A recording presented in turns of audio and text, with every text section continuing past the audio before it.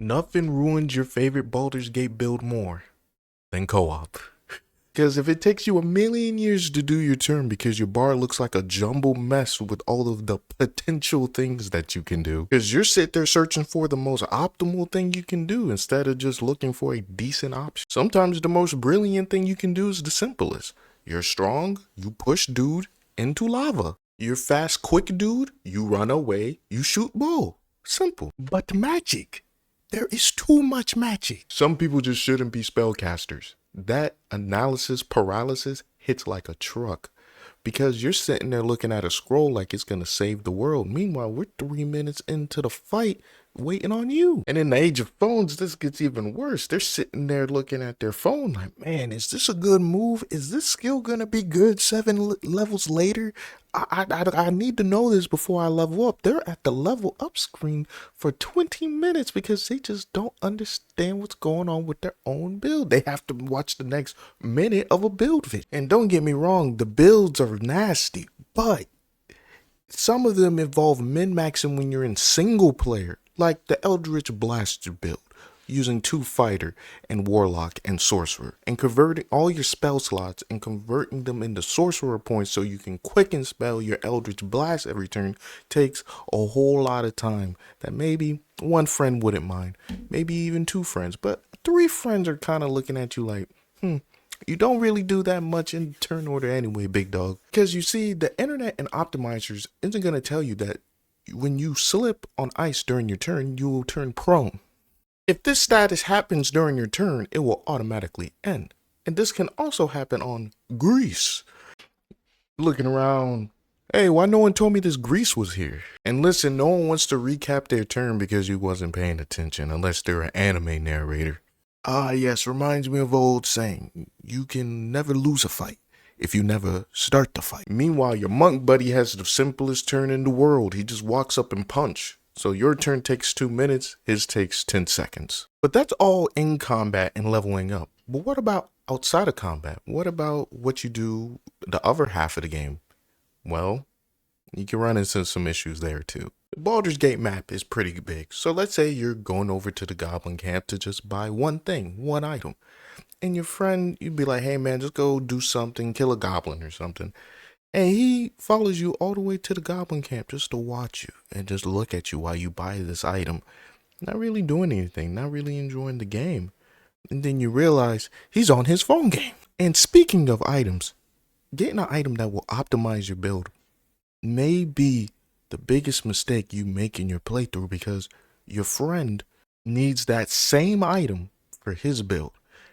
And it's usually the Spell Sparkler in Act 1 because the Spell Sparkler just helps with so many different builds. But in particular, the Magic Missile and the Eldritch Blast build oddly overlaps. And they use the exact same items in Act 2 and Act 3. And from experience, you do not want to come to this realization in Act 3 because people will quit playthroughs at the drop of a dime, not really caring about your time at all.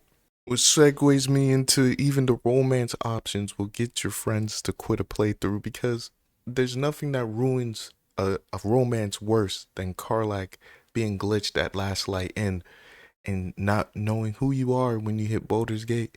And when you walk up to the NPC to talk to them and she calls you, oh, she's like a brother to me. After all the stuff you did for her, it hit you like a ton of bricks. And my friend comes up to me and goes, Gabe, I can't do it no more because Karlach don't love me no more. He was so hurt for every playthrough after that he enjoyed, but I was to say it plain, killing Karlach and using her head as a football. That is the type of love you don't want to be involved in, guys. Stay away from romances and co-op. Anyway, you see there's a lot of downtime in the game, but that downtime is really time you could be using doing something else the game has to offer that doesn't involve all the members of the group being there. You know, getting into a conversation with the gourmand, for example, or going in there and trying to sweet talk Minthara. Larian has put a multitude of filler arcs that you can enjoy while I go buy this item, but here you are, on your phone. It makes me think you don't want to be here.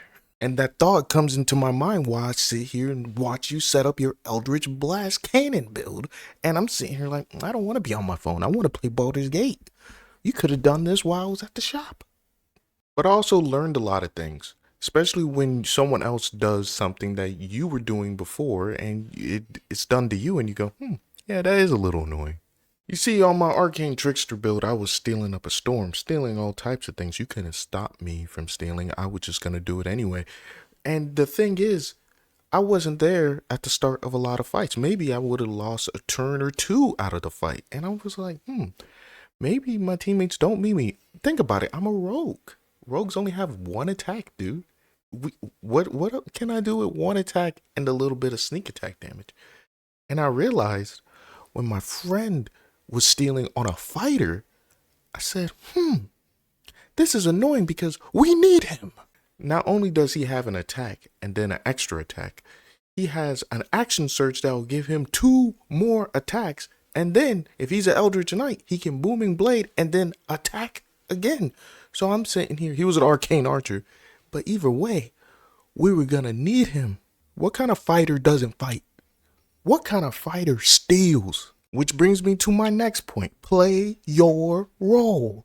If your role is, I'm a paladin and I'm going to smite people to death, bro, you better just throw a health pot if someone's on the ground, because I really don't want to see you going, oh my God, my friends, maybe I have a way to heal them. No, you don't. You didn't think about that when you were making your Nova Strike build. You didn't care about me dying some terrible death. Then don't act like you care now. Because your lay on hands do no healing because you multi-classed into sorcerer. You didn't care to put that on your bar or have it be a resemblance of powerful as it should be. You're not even a real paladin. You're a smiter. And a smiter doesn't heal their teammates. A smiter doesn't uphold an oath. A smiter smites, so gets to smite. So look at all these outside factors that go into Baldur's Gate 3 and the co-op situation. The in combat, the out of combat, the interpersonal relationships. So the least important thing is what you're actually playing. What you're actually doing. It's how you play it. It's how you do it and how you perform in a group. And me personally, I just think, the stuff you think people care about, they don't really care about. But the stuff they do care about, they really, really care about. So maybe you need to use the most important trait we all have, our ears, and listen to what people actually do care about and what they don't. And if they contradict themselves, you can politely tell them that. And I'll be honest, it doesn't always go the way you want it to. You could tell them that they did something and they will, till the cows come home, with no pressure from us whatsoever, deny.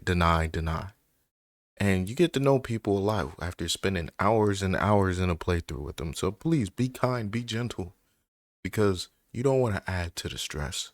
Gaming is about relieving your stress with your friends, your family, and playing co-op in Baldur's Gate 3 has been an exceptional time over my thousands of hours playing it.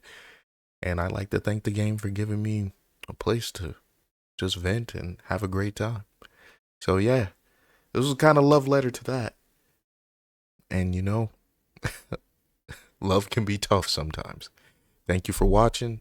Enjoy your co-op builds and enjoy your time with your friends and family. Y'all have a great one.